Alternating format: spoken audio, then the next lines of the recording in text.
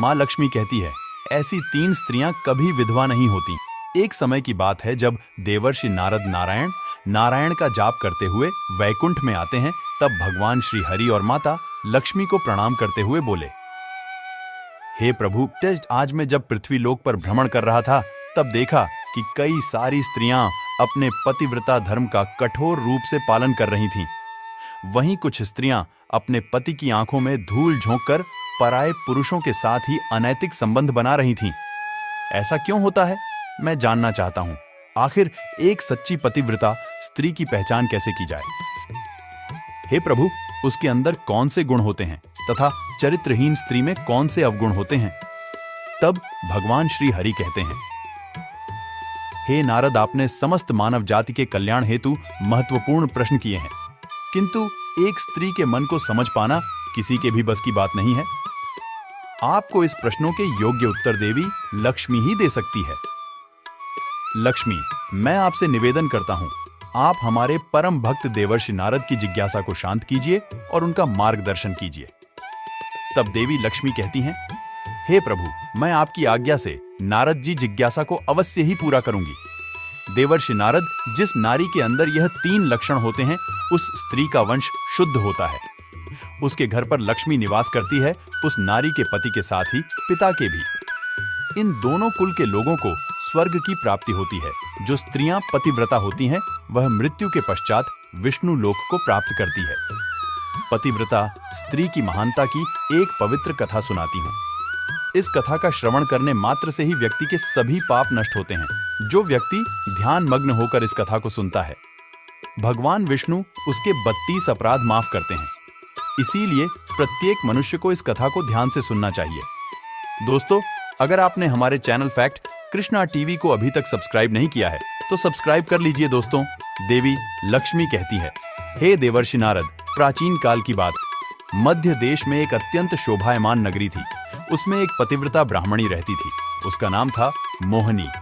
मोहिनी का पति पिछले जन्म के पाप कर्मों के कारण इस जन्म में कोढ़ी हो गया था, अर्थात उसे कोढ़ का रोग हो गया था। उसके शरीर में बहुत सारे जख्म हुए थे, जिनसे सदा ही गंध निकलता रहता था।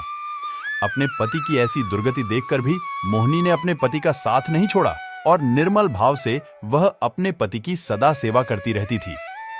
पति के मन में जो जो इच्छा होती, उसे वह नारी अपनी शक्ति के अनुसार अवश्य ही पूर्ण करने का प्रयास करती थी।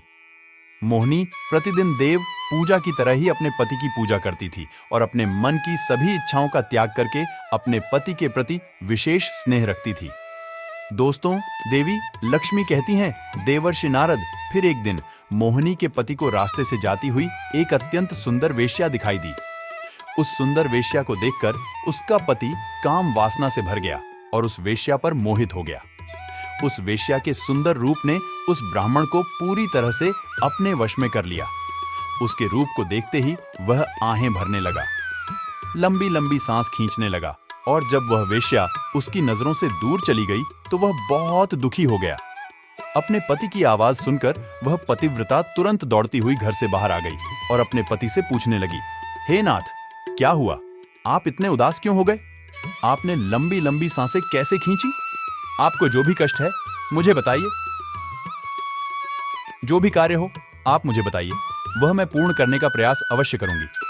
हे प्राणनाथ, एकमात्र आप ही मेरे गुरु हैं। प्रियतम है पत्नी के इस प्रकार से पूछने पर उसके पति ने कहा, हे प्रिय, मुझे जो चाहिए वह तुम नहीं दे सकती। तुम्हें क्या कोई भी मुझे नहीं दे सकता, इसीलिए उस पर व्यर्थ बात करना उचित नहीं है, इसीलिए तुम रहने दो। फिर वह पतिव्रता बोली, हे नाथ, मुझे विश्वास है कि मैं आपके कार्य को अवश्य सिद्ध कर सकती हूँ। आप केवल मुझे आज्ञा देने का कष्ट करें, मैं अपनी पूरी शक्ति लगाकर उस काम को पूरा करूंगी। उस कार्य को पूर्ण करने के लिए जो भी उपाय हो न करूंगी। अगर मैं आपके इस कार्य को पूरा कर सकी तो इस लोक में और परलोक में मेरा कल्याण होगा। फिर मोहिनी के कौड़ी पति ने कहा, हे प्रिय, ठीक है, बताता हूं।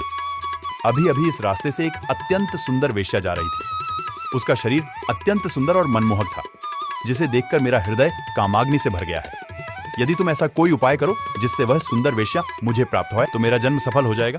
देवी, तुम उससे मेरा मिलन करवाकर मेरी कामाग्नि को शांत करो। पति के द्वारा ऐसा कहने पर वह मोहिनी अत्यंत दुखी हुई और बोली, हे नाथ, आप धैर्य रखिए, मैं आपके इस कार्य को अवश्य सिद्ध करेंगे और उस वेश्या से आपका मिलन करवाएंगे। इतना कहकर उस पतिव्रता नारी ने मन ही मन कुछ विचार किया और फिर रात्रि के अंतिम प्रहर में उठकर वह गोबर और झाड़ू लेकर घर से चली गई। दोस्तों, देवी लक्ष्मी कहती हैं, देवर्षि नारद जाते समय उसके मन में बड़ी प्रसन्नता थी।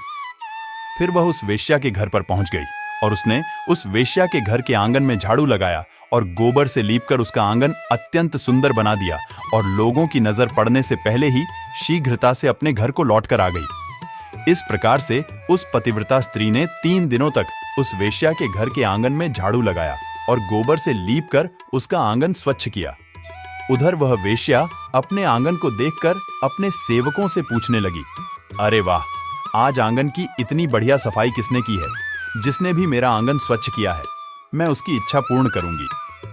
फिर वेश्या के सेवकों ने कहा, हे वेश्या, घर के आंगन की सफाई तो हमने नहीं कि हमारे जागने से पहले ही कोई इस आंगन की सफाई करके चला जाता है। सेवकों की बात सुनकर वेश्या को बड़ा आश्चर्य हुआ और वह सोचने लगी कि आखिर कौन आकर उसके घर के आंगन को साफ कर रहा है। फिर उसने जानने के लिए रात भर जागरण किया और छिप कर देखने लगी। तभी उसने देखा कि रात्रि के अंतिम प्रहर में ब्राह्मणी आकर उसके घर के आंगन को साफ कर रही है। दोस्तों, देवी लक्ष्मी कहती हैं, हे देवर्षि नारद, ब्राह्मणी को देखते ही वह वेश्या बोली, हाय हाय, हे देवी, आप यह क्या कर रहे हो? क्यों मुझ पापी स्त्री के घर का आंगन साफ कर रही हो? मुझे क्षमा करो, आप यह काम मत करो। इतना कहकर उस वेश्या ने उस ब्राह्मणी के पैर पकड़ लिए और कहा, हे पतिव्रत है, आप क्यों मेरी आयु यश संपत्ति कीर्ति का विनाश करने की चेष्टा कर रहे हो? मैंने कौन सा अपराध किया है? हे साध्वी, आपको जो चाहिए वह मांगा न बिना सोचे ही आपको दे दूंगी, किंतु तीप को यह कार्य शोभा नहीं देता है। तब उस पतिव्रता ने उस वेश्या से कहा, हे सुंदरी, मुझे धन की लालसा नहीं है, किंतु तुम्ही से मुझे कुछ काम है। यदि तुम करोगी तो मैं बताती हूं, यदि तुम उस कार्य को पूर्ण करोगे तो मेरे मन को शांति मिलेगी और तभी मैं समझूंगी कि तुमने मेरा सारा मनोरथ पूर्ण कर दिया। फिर वह वेश्या बोली, हे पतिव्रते, अब जल्दी बताइए, मैं वचन देती हूं, आपका जो भी अभीष्ट कार्य है उसे मैं अवश्य पूर्ण करेंगे। माता जी, आप महान पतिव्रता हैं, आपका कार्य करोगे तो मेरे सभी पाप नष्ट हो जाएंगे। आपके चरण छू लेने से ही मैं पाप से मुक्त हो चुकी हूं। कृपया आप जल्दी बताइए, मैं आपकी किस प्रकार से मदद कर सकती हूं? फिर उस पतिव्रता ने लजाते हुए कहा, हे सुंदरी, कुछ दिनों पहले मेरे पति की नजर तुम्हारे शरीर पर पड़ी थी, जिसे देखकर वे तुम्हारे शरीर के मोह में पड़ गए हैं और तुमसे से मिलन करने की इच्छा कर रहे हैं। इतना सुनकर वह वेश्या चौंक गई और कुछ क्षणों तक विचार करने लगी। उसे उस दुर्गंध युक्त कोढ़ी पुरुष के साथ संबंध बनाने की बात सोचकर बड़ा दुख होने लगा। वह वेश्या उस पतिव्रता से बोली, हे देवी, अगर तुम तुम्हारे पति को लेकर मेरे घर पर आ जाओ तो मैं एक दिन के लिए उनकी इच्छा अवश्य पूर्ण करूंगी। तब उस पतिव्रता ने कहा, हे सुंदरी, मैं आज रात को ही अपने पति को लेकर तुम्हारे घर पर आ जाऊंगी और जब मैं तुमसे खुद की तृप्ति करके संतुष्ट हो जाएंगे तब मैं फिर से उनको अपने घर वापस ले जाऊंगी। तब वेश्या बोली, हे पतिव्रत है, तुम शीघ्र ही अपने घर पर चली जाओ ताकि कोई तुम्हें यहां पर न देखें और आधी रात को अपने पति को लेकर यहां पर चली आओ। मैं तुम्हारी इच्छा अवश्य पूर्ण करूंगी। दोस्तों, देवी लक्ष्मी कहती हैं, हे देवर्षि नारद। फिर वह पतिव्रता नारी अपने घर पर चली गई और उसने अपने पति को सारी बात बता दी कि वह आज रात को उसे उस वेश्या के घर पर ले जाएगी। फिर वह कोढ़ी अपनी पत्नी से बोला, हे प्रिय, मैं उसके घर पर कैसे जाऊंगा? मुझसे तो चला नहीं जाता, फिर किस प्रकार से कार्य पूरा हो पाएगा? तब पतिव्रता बोले, हे प्राणनाथ, आप चिंता न करें, मैं आपको अपनी पीठ पर बिठाकर लेकर जाऊंगी और जब आपका कार्य पूर्ण हो जाएगा तब आपको वापस ले आऊंगी। इतना सुनकर वह ब्राह्मण बहुत खुश हुआ और अपनी पत्नी से बोला, हे कल्याणी, तुम एक महान नारी हो, तुमसे मैं अति प्रसन्न हो, तुम्हारे कारण मेरा कार्य पूर्ण हो जाएगा। तुमने आज जो काम अपने पति के लिए किया है, ऐसा काम संसार की कोई नारी नहीं कर पाएगी। हे देवी, तुम धन्य हो। फिर रात हो गई और वह पतिव्रता ब्राह्मणी अपने पति को पीठ पर बिठाकर लेकर जाने लगी। रास्ते में एक जगह पर परम तेजस्वी मांडव्य आर्षि को गलती से चोर समझकर राजा ने शूल पर चढ़ाया हुआ था। वह शूल मांडव्य आर्षि के आर पार गया हुआ था, किंतु फिर भी वे जीवित थे और अपनी तपस्या में लीन हो गए थे। रात के अंधकार में वह पतिव्रता ब्राह्मणी मांडव्य आर्षि के नजदीक से गुजर रही थी तो गलती से उसके कौड़ी पति का पैर मांडव्य आर्षि के शरीर को लग गया और उनकी तपस्या भंग हो गई। मांडव्य आर्षि अत्यंत क्रोधित हो गए और श्राप देने लगे, जिस पापी ने भी मेरी तपस्या भंग की है और मुझे वेदनाएं दी हैं, वह पापी सूर्योदय होते ही भस्म हो जाएगा। आर्षि मांडव्य ने शाप देते ही कोड्डी जमीन पर गिर पड़ा। आर्षि मांडव्य का श्राप सुनते ही उस पतिव्रता को बहुत दुख हुआ और वह कहने लगी, आज से 3 दिनों तक सूर्य का उदय ही न हो। इतना कहकर वह पतिव्रता अपने पति को लेकर घर चली गई और अपने पति को शैया पर लिटाकर उसके पास बैठ गई। दोस्तों, देवी लक्ष्मी कहती हैं, ये देवर्षि नारद पतिव्रता की वाणी में इतनी शक्ति होती है कि वह जो भी कहती है वह सत्य हो जाता है और पतिव्रता के कहने पर साक्षात सूर्य देव को भी उसकी इच्छा का पालन करना पड़ता है, क्योंकि स्वयं भगवान विष्णु ने ही पतिव्रता स्त्रियों को यह वरदान दिया है कि वे जो कि वह अवश्य ही सिद्ध हो जाएगा। फिर 3 दिनों तक सूर्योदय नहीं हुआ। सारा संसार अंधकार में चला गया और तीनों लोकों में इसकी खबर फैल गई। यह दृश्य देखकर सभी देवता ब्रह्मा जी के पास गए और सूर्य के उदय न होने का कारण पूछने लगे। तब ब्रह्मा जी ने देवताओं को उस ब्राह्मणी और मांडवी आराशि का सारा वृतांत सुना दिया। दोस्तों, देवी लक्ष्मी कहती हैं, हे देवर्षि नारद।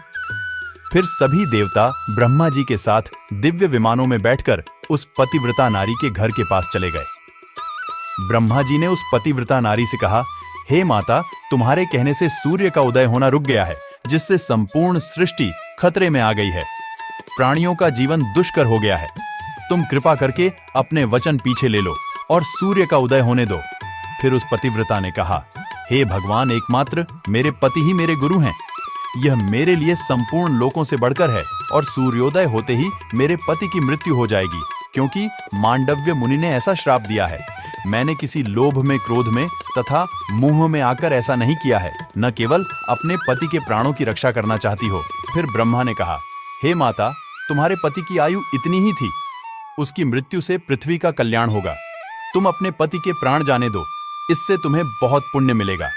फिर वह पतिव्रता बोली, हे देव, पति का त्याग करके मुझे किसी भी लोक में सुख की प्राप्ति नहीं होगी। मेरे पति मेरे लिए ईश्वर है, इसीलिए मैं उनका त्याग नहीं कर सकती। फिर ब्रह्मदेव ने कहा, हे कल्याणी, तुम्हारे इस पतिव्रता धर्म से मैं बहुत प्रसन्न हूं। तुम अभी इस हद को छोड़ दो और सूर्य का उदय होने दो, जिससे सारा संसार स्वस्थ हो जाएगा और हमारे आशीर्वाद से तुम्हारा कोरी पति भी कामदेव के समान सुंदर हो जाएगा।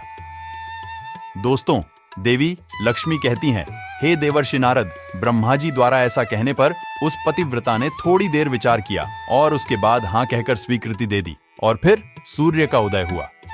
फिर मांडव्य मुनि के श्राप के कारण तुरंत ही उसका पति जलकर भस्म हो गया और फिर उसकी राख से अत्यंत सुंदर कामदेव का समान वाला उसका पति बाहर आकर खड़ा हो गया। यह चमत्कार देखकर वह पतिव्रता अत्यंत प्रसन्न हुई और फिर स्वर्ग लोक से एक अत्यंत तेजस्वी विमान आया और वह पतिव्रता नारी अपने पति के साथ बैठकर स्वर्ग लोक को चले गए। दोस्तों, देवी लक्ष्मी कहती हैं, हे देवर्षि नारद, इस प्रकार से पतिव्रता नारी में संसार को भी नष्ट करने की शक्ति होती है। पतिव्रता नारी के सामने बड़े बड़े देवताओं को भी झुकना पड़ता है। तो दोस्तों, उम्मीद है आपको यह कथा पसंद आई होगी, तो कमेंट करके अवश्य बताएं। जानकारी अच्छी लगी तो वीडियो को लाइक जरूर करें और कमेंट में जय श्री हरिविष्णु अवश्य लिखें।